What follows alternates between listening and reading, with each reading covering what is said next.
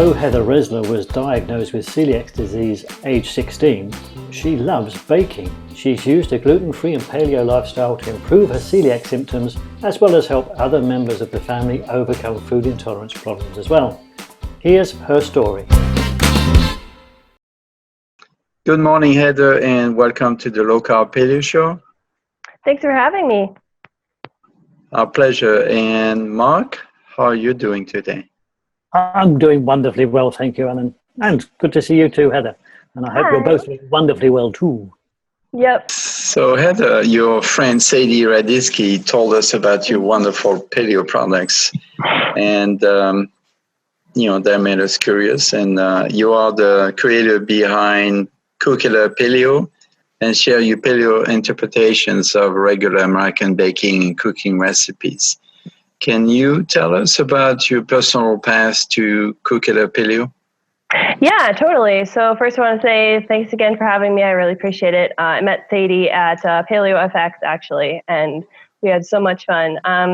But yeah, no, I found paleo like back around the time when you would Google paleo and like it would be just dinosaurs show up. Like there was no paleo anything. I think I was like 14 at the time. And so there was one blog and it was Sarah Fragoso's Everyday Paleo. I don't know if you guys heard of that. Yep. She's awesome. So her first book, Everyday Paleo, I was like, Mom, we need to get this cookbook. It looks so amazing. And so we got it. And the introduction to that book talks a lot about just how paleo works, good foods, bad foods, very simple, and her personal journey to paleo and to health. And she has this way of being very inspiring. And I was like, we need to do this. We need to try paleo. And so I went paleo when I was 14. So that was about 6 years ago at this point. Just because there was no blogs, there was no recipes, I found nothing. So I just started making my own recipes. The first recipe I ever made was it was a chicken meatball recipe, which was it was kind of a funny recipe. If I made it today, I'd probably be like, what was I doing? But I think it was pretty good for a 15-year-old. I had a little Weebly website and I just started putting up recipes. I shared recipes with my friends. Most of my family is paleo now, or my immediate family is paleo now as a result of that. And that's kind of how I got started, and I didn't really look back. And just finding out, I'm kind of a geek. I love all of the healthy food stuff and the biochemistry of how the insulin works with the leptin and this and that and the other thing. And it was really just kind of a gold mine of information for me. Right. So. You and I have that in common. I'm a food geek too. But we need to get back a little further. Why did you look for paleo? Do you have any food allergies? Yeah, so I'm celiac. I have intolerance to gluten. And then actually I was dealing with a lot of digestive issues and headaches. I had terrible migraines. There's just nothing that I could do. I had a lot of anxiety as well. Getting gluten out and then going paleo as a result kind of really helped with that. And I think it was getting the gluten out, which kind of helped with the headaches and that sort of stuff. And then the reason I love paleo is because it's not just gluten-free, it's also lots of healthy foods and nutrient density that is so much more nutrient dense than like a typical American diet or typical American gluten-free diet, as I like to call it, because it's basically very similar. Right. That's kind of like why I got into it. And then once I started on it, there were the benefits that I didn't really expect. Like I had lots of energy and I slept really well and my digestion was really good. And that's why I just kind of kept going on it. So. Right. It's a good incentive. What's your secret to transform regular recipes into paleo recipes? Oh my gosh. Basically 70% fail rate makeup recipes and a 30% success rate. It's just keep trying things and trying things and trying things. And then my kind of obsession with chemistry and science really helps with it, because what happens is, there's all of these, I think I counted the paleo flours once, and there's 20 different paleo flour substitutes out there. I think people mostly think that it's just almond flour, coconut flour, that's it. There's also cassava flour, and there's weird ones like plantain flour and cricket flour, which I hate. I'm a little bit afraid to try yet, but I'm going to do that one next. And learning the different chemical makeups of those flours. So there's a lot of protein in this flour, and there's a lot of like healthy fats in that flour. In coconut flour, there's a ton of fiber.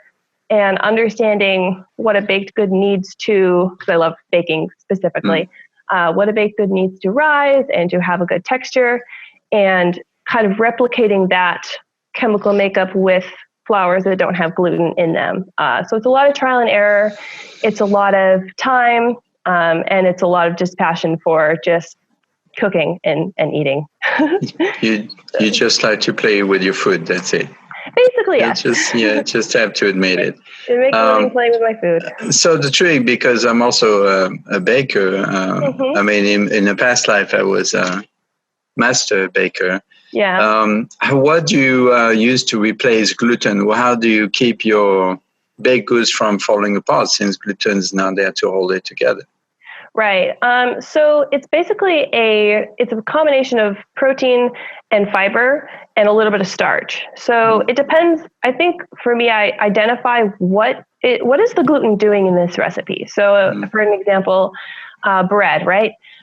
In bread, the function of gluten is to create an elasticity and to bind it together. Because sometimes even bread, you don't even have eggs.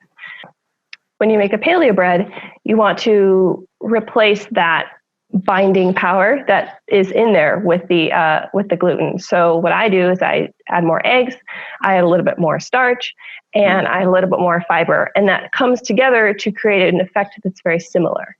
Mm-hmm. And do you use any binders, like any gum or anything like this? Yeah, so I try to stay away from that as much as I can, just because I think a lot of people are sensitive to it, like xanthan gum. I can't remember what it comes from, but I know it can be a little bit irritating. It's genetically engineered from corn. Yeah, exactly. Yeah. And corn, is not paleo because it's a grain.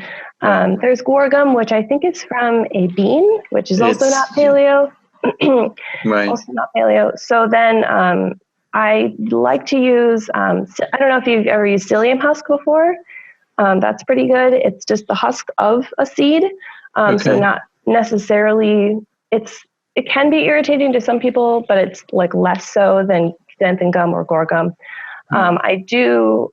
What is it called again? Psyllium husk. Psyllium. Yeah, that's what people take when they are constipated, right? Yeah. Yep, it is. Mm-hmm. Yeah, and that's the kind of binding quality is what kind of binds the breads and stuff. That I like to use in more low carb breads and low carb stuff, because psyllium, doesn't really have carbs in it. If I can, I prefer to use a little bit higher carb and add some tapioca or some arrowroot. It's a little bit less irritating to people a lot of the time, and that has very much the same effect. You can actually substitute tapioca starch for psyllium husk in like a 1 to 1.5 ratio in a lot of recipes that call for psyllium, if you don't want to use that. Right. So those are kind of the binders that I use. Okay. Sounds like you know what you're talking about. So I understand you already publish ebooks, right? Can you tell us about it? Yeah, totally. So the first ebook I ever published, I think I started writing that thing like at 14, and I didn't publish it till I was 16 because I'm like, it has to be perfect, right? So it's called Grain-Free Family Favorites, which is a bit of a mouthful to say, but it's like 70 or 75 recipes, and I kind of formulate that one for families. Like, I live in a family of 5. I have a twin brother, a little sister, my mom and dad, and they like very traditional foods that are also healthy, kind of healthy-fied stuff. So I had like spaghetti in there, and I have some pancakes for breakfast. And so I divided it between breakfast, lunch, dinner, and snacks, and I think desserts. And then I have what I call kitchen essentials, which are things my family likes to make and then use in recipes. So there's like homemade mayonnaise, which is super easy, broth, things like that, spice mixes. I even have a seasoned salt recipe. So that's that book. And then I have 2 other ebooks, Paleo Mug Muffins and Paleo Mug Muffins 2, because I am busy, have a lot going on. I like to make things that are quick. So a mug muffin, or actually I think a lot of times people call them a mug cake, but you mix, a lot of times it's like an egg, some whatever paleo flour, some mix-in, some sweetener or whatever, and you microwave it in like a little ramekin. If you don't like the microwave, you can bake it. And I became obsessed with them because there's so many things you can do. You can make sandwich bread, you can make whatever birthday cake. I've done, one time I made a bunch of little chocolate cakes and I served them to all my friends for breakfast on the sleepover.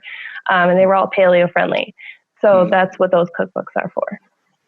Do you create your own flour mix, or do you just mix them as you need them, depending on the recipe? Right. I definitely mix them as I need them, just because I feel like every recipe is a little bit different and requires something a little bit different. So I know that there are bloggers out there who have their flour mix, and I think that's awesome. I joke that I'm a control freak. So I'm like, I need to have it perfect every time. So that's why I do the individual flours kind of each time I make something. And then the other reason I do that is because a lot of people who follow my blog are allergic to like everything, allergic to coconut, allergic to nuts. So I want to create recipes that even people who are allergic to most paleo flours are able to eat. How many followers do you have on social media? What do I have right now? I think it's like, I want to say it's like 30,000 kind of all together. And that wouldn't include like, the Pinterest group boards and things, but I think it's about 30,000 around this time, which, it's like every time I kind of hit a milestone, I'm just so thankful to all my followers. Yeah. I remember one time when I hit like 100 likes on Facebook, and I'm like, oh my gosh, 100 people want to make my recipes, and it's just amazing how many people follow it, and I could not do what I do without the followers. So that's awesome. Which is great that you feel you actually are helping other people. Yeah, I love to help other people, and I think that kind of that drive is because people in my family have a lot of food allergies. So like my dad can't eat eggs and my sister can't eat coconut. And I know a lot of people who can't eat nuts or other things like dairy is a big one. And to be able to make something for them that they can eat that tastes good is so rewarding, because a lot of times people have to cut stuff out of the diet and they actually become somewhat depressed because they're like, I can't eat anything good anymore. And it's not true. You can totally eat good stuff, and that's why I put out the recipes. That way people don't have to do so much trial and error as I do, because it's a lot. But once I put that out there it is. You buy the stuff, you make it, and it just makes it, a lot easier to that transition period of like, I can't eat anything. No, here's some bread, and here's some cake for your birthday, and here's some waffles in the morning. And I think that it's awesome. Also for low carb, I do a lot of low carb stuff as well. You can definitely make low carb stuff that is just as good as normal. Right.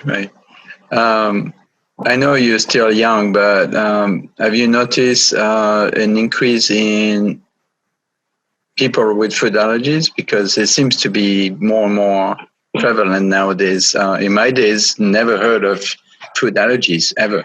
Right, exactly. I have noticed actually, and I think it's actually because I'm young, because a lot of people my age and then younger, kind of like the grade school age, the amount of food allergies, like it's crazy. I actually volunteer at my church, and with it's a group of 3 to 5 year olds, and there's 2 kids in this group of a dozen kids who have food allergies, and it's definitely becoming more prevalent. And I think a lot of people who are kind of like my parents' age or a little bit older are kind of finding out that they have stuff. I have one family member who recently figured out he has celiac disease, and he, is like my dad's age. And, I think the earlier you find this stuff out, the better you can feel. And so I think it's a good thing that there's more, there's more awareness of it, for sure. So do you think that, what's your impression of the reasons behind all these food allergies? Yeah, I think it's multifactorial for sure. I think that it's because we have here in America, like especially we have so much refined foods, and we don't really keep our guts kind of healthy in the gut microbiome. And I think a lot of things tend to start there. And if you just eat carbs or not even carbs, but like grains, right? Empty carbs, refined white bread so often in your life, or you eat so much of one thing. I think there's so much celiac because we eat so much of it, like it's not just we eat wheat. Sometimes it's like we have our cereal for breakfast, and then we have our bread for lunch, and now we have our breadsticks and spaghetti. It's every meal. It's like the base of our diet. And I think when you do that and you don't have a balance in your diet, and we're hyper, we sanitize everything, we don't have any good bacteria anywhere. Right. I think that it's a recipe for intolerances and allergies. Right. Now, correct me if I'm wrong. Are you in college? I'm not actually. Okay. I have considered going to college, but right now I'm just kind of doing the business and the blogging and the cooking for sure. I do have my brother's in college. I have some friends in college, and I've considered going, but yeah, I have not in college right now. Okay. And the reason I ask is basically, so I'm going to rephrase the question is, how is it for someone your age to hang out with your peers and, deal with your food allergies and your life and your paleo life? How is it with your peers, your friends, your girlfriends, so on and so forth? Sure. Yeah, no, it can be interesting sometimes because, like I'll have my friends still talking about, well, we don't want to have bacon this morning because there's too much fat in that. And I'm like, I'm not going to eat bread this morning because there's too many carbs in that, so it's just kind of like they definitely approach food from a really different perspective. I definitely grew up, I was actually homeschooled, but I did go to a homeschool group kind of thing. And so we'd all eat lunch together and all this stuff. And I would bring like, scrambled eggs or something like really, and everyone else had their like Wonder Bread sandwiches or whatever. And they'd be like, what's that? That's weird, And I think that part of it is just being willing to answer questions and to tell people, well, this is eggs and here's some spices that are in it and here's all of the stuff, rather than getting embarrassed. Or I think I did a lot of like, no, it's fine. Don't talk to me about, and it's okay to be like, well, it's this, and it's would you like to try some? And it's pretty good. I think the issue with young people and people in college is we're super busy. Like people my age don't even eat really 3 squares meals a day. It's more of like, well, I didn't eat breakfast this morning, so now I'm going to go get fast food and it's probably going to be a donut, and that's kind of how. So I think something that I'd like to kind of expand in my blog is like the quick recipes and the things that are make ahead. And I think if you can find those like crock pot recipes and make ahead like waffles, you can make some waffles on the weekend and toast them, or pancakes and the quick things. And it makes it easier to eat food and also be involved in college and be able to work or whatever, all the things that we're involved in when we're young. But I think, I definitely have friends who've gone gluten-free because of me, who've gone paleo because of me. And it wasn't me being the paleo evangelist and, here's the paleo solution. Here's this, here's that. It was just, here's what I'm eating, and here's why. And would you like to try some? I have a book idea for you. How about a paleo cookbook for college students? That is an awesome idea. I think I probably will do that because because they need something. I mean, they can even cook in their room. Like all they need is a stove. Personally, never use microwave, but so there's an idea for your next cookbook. Yeah, I love that idea actually, because I think there's so many obstacles to eating healthy. And the other one for being a college student is you don't have any money. And so you're like, well, all I can eat is rice cakes or whatever, or ramen noodles. Or that, exactly. But I know people who, our family of 5, we eat paleo or, sometimes a little rice or something, but it's pretty paleo. And it does not break the bank as long as you know where to shop and what to do. And buying a bulk, having a freezer is awesome. So there's definitely a lot of ways to do that. Right. And nowadays it's a lot easier because you have so many paleo products available and bars. And even for me, when I'm driving for rideshare companies, I carry protein bars in my car, and that's my lunch. Right. And that's awesome. It kind of reminds me of when I went to Paleo FX. And first, I've only been to Paleo FX once, but I think it was like the fourth or fifth one. And the first one that they did, there were like 12 vendors that were selling paleo bars or paleo flours, or whatever. And now, like, the vendor floor there were so many. Like, I didn't even get to visit all of them. Yeah. And they had to turn people away. They couldn't even have everyone that they wanted to have there. Yeah. And it's paleo bars, it's paleo flours, it's paleo snacks. And I think sometimes that stuff can be also a little bit expensive, which is why I have protein bar recipes on my blog and snack recipes that you can make in bulk, a big pan of it or a big batch. Right. And then have it, throughout the week. Right. And it's easy. Now, for this year, they doubled the space, Paleo FX. I know because I live in Austin and I'm volunteering with them. Okay, yeah. So I've been going ever since the beginning. I've been a volunteer since the beginning. Oh, really? That's awesome. Yeah, that's how I met Sadie, actually, last year. I met her at the first dinner, because I'm volunteering with the dinners at night, so I get to mingle and talk to people and hand them my card and ask them if they want to come on the show, and that's how I met Sadie. Oh, that's awesome. Yeah. Isn't it fun? I loved it so much. Awesome. It's great. It's coming up 2 weeks.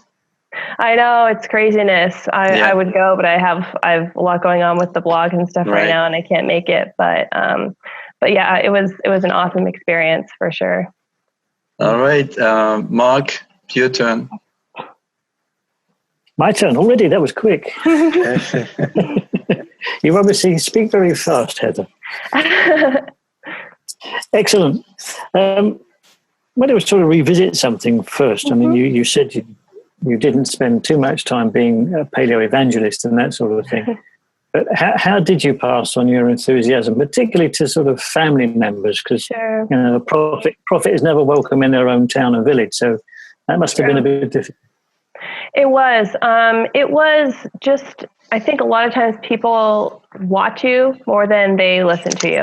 A lot of times, like, you can say, go paleo, do this, do that, do the other thing. But for me, it was, I focused on what I'm doing that the best of my ability. And then I had more energy. I felt better. I didn't have headaches so much. I was sleeping. And I think people see that and then they're like, oh, well, that would be nice, right? That would be a good thing. And then I think the other aspect of it was, I think people hear about paleo and they're like, well, all you eat is ground beef and that's it. Like, you eat nothing else. That's it. Maybe some vegetables, but mostly beef. And then I would make, like spaghetti with spaghetti squash, or I'd make brownies with almond flour, and they would be good. They would taste good. And then they would eat them and they'd be like, this is grain-free. You can eat food that tastes good on this. And I think that's kind of the missing piece, because people see this makes people feel good and you can eat food that tastes good. Yeah. That's about all you need, and then it's easier than people think it is. And it makes you feel better than people think that it's going to, for sure. There's a lot of misconceptions out there. And as a chef nutritionist, I've always used my experience as a chef to make food that tastes great, but it's also either paleo, gluten-free, or so on. Right. So, I understand your point of view. It's definitely how it should be. There's no reason why, if you're on a diet, that the food should taste horrible. Right, exactly. Yeah, there's no reason at all. And I think, honestly, like, there's this idea that, well, if food is healthy, that means it tastes bad. And if it is not healthy, well, then it's good. I feel like that's kind of a newer-ish concept. We haven't had refined foods for that long. And now we've got this idea, but it's not true. People ate, back before there was refined anything, GMO, anything, people ate food that tastes good. It's been a thing for a really long time. So we're just kind of getting back to that. Yes. Super job. Obviously, one of the things that you might come across more than many is problem of eating out? How do you get over that type of problem? Right. Yeah, because especially the biggest issue with eating out is every restaurant uses either soybean oil or canola oil or corn oil or, something terrible like that, right? So for me, I find that the best thing to do is find the salads, find and you can ask them when they make the salad to not put on the croutons, to not put on the cheese or whatever you can't eat, and to say that, and then no dressing, and do you guys have olive oil and vinegar? And a lot of people do. A lot of them will have that. You can also get like a little thing of olive oil and have it in your purse or whatever, and just be like, look around like, okay, but like it's completely fine because you're still buying the salad, you're still paying for it.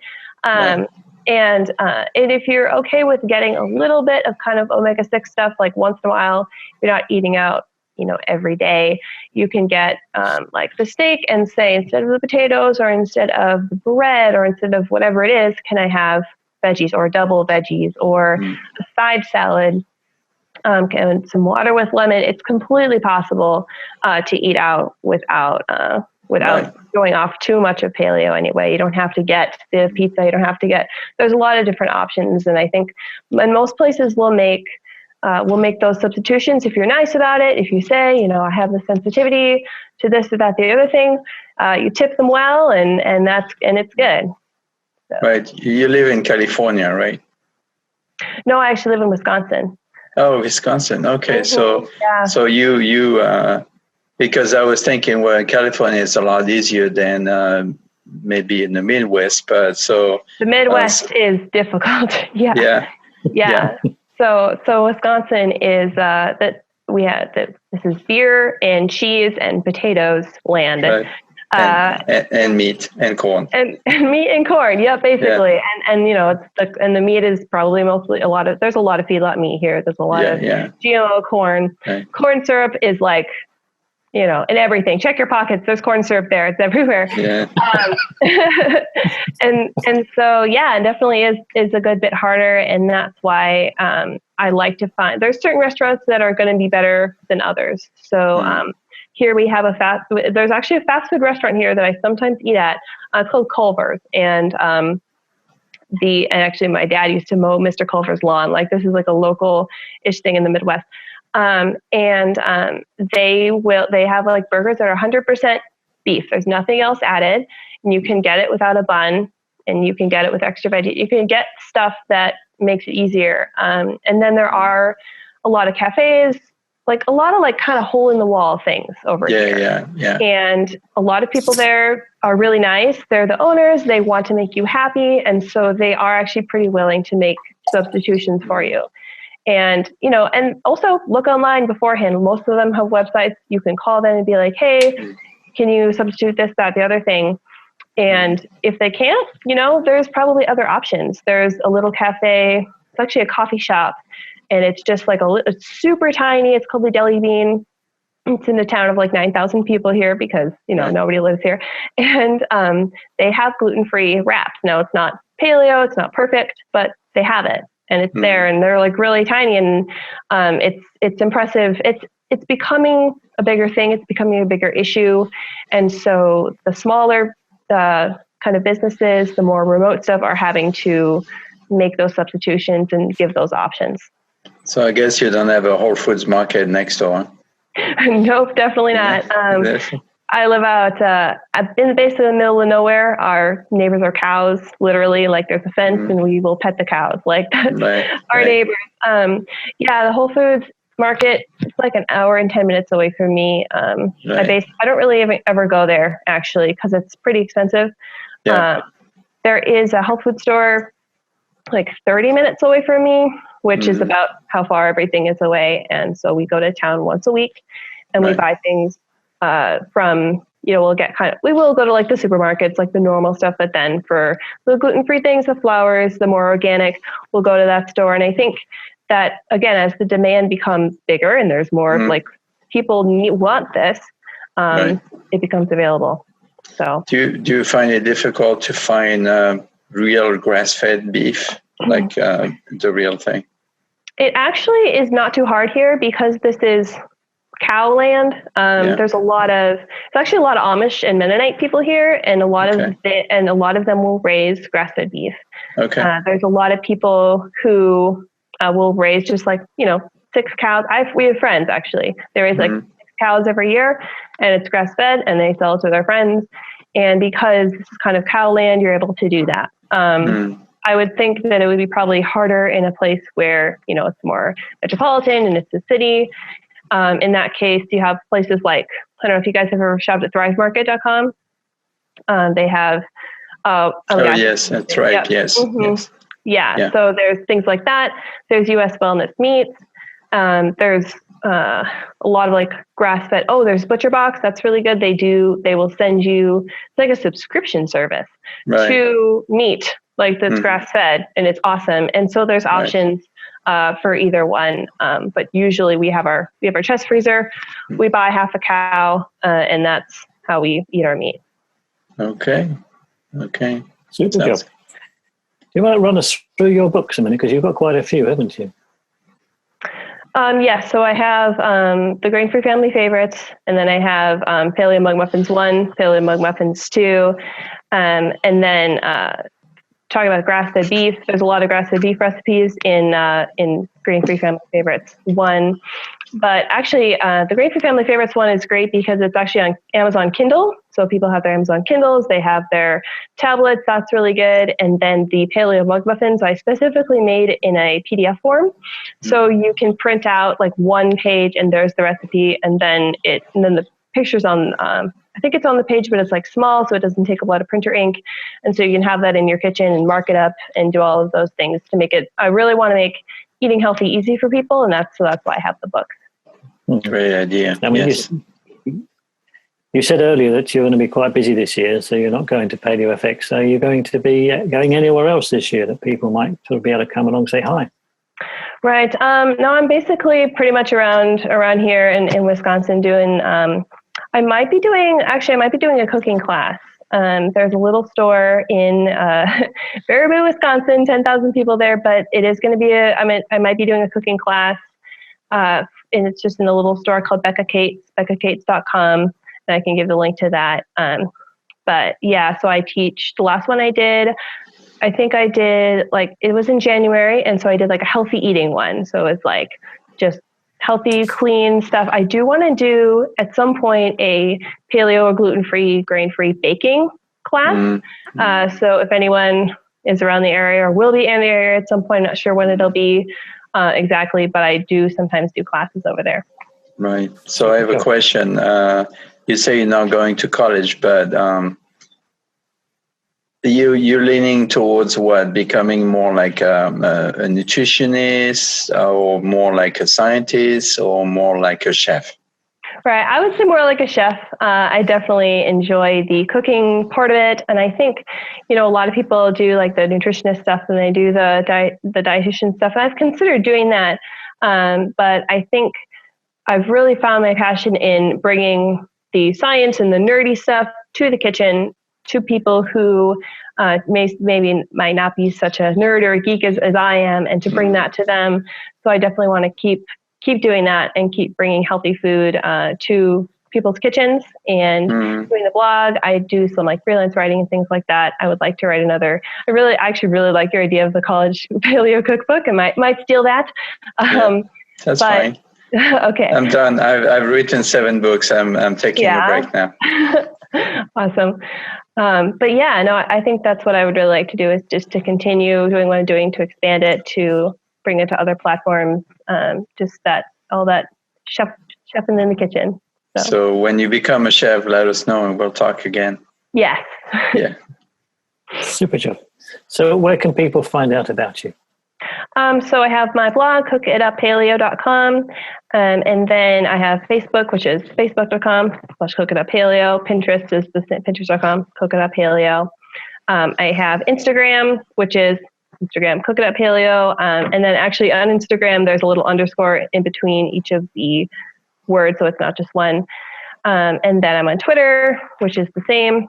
And then I have my cookbooks, which to find my books, you can go to cookituppaleo.com. It might be under a drop down, but it's in the menu and it just says my books or my ebooks. And you can click there, and on there there'll be all the links to all of the ebooks. Right. Super job. Do you have anything you want to add? I just want to say, to anyone listening, like if you're just starting out eating healthy, starting out eating paleo, don't be afraid to mess around in the kitchen. Don't be afraid to make mistakes as you cook, because it's just food and you learn something. So it's not a waste. So just experiment in the kitchen and have fun. Right. And whatever you mess up, give it to the pigs. Exactly. Thank you again, Heather, for being on the Low Carb Paleo Show and sharing your story and your experiments with us. And like we say in Texas, I was santé, y'all. Thanks for having me. It's been super fun. It's been brilliant chatting with you. It's been our pleasure.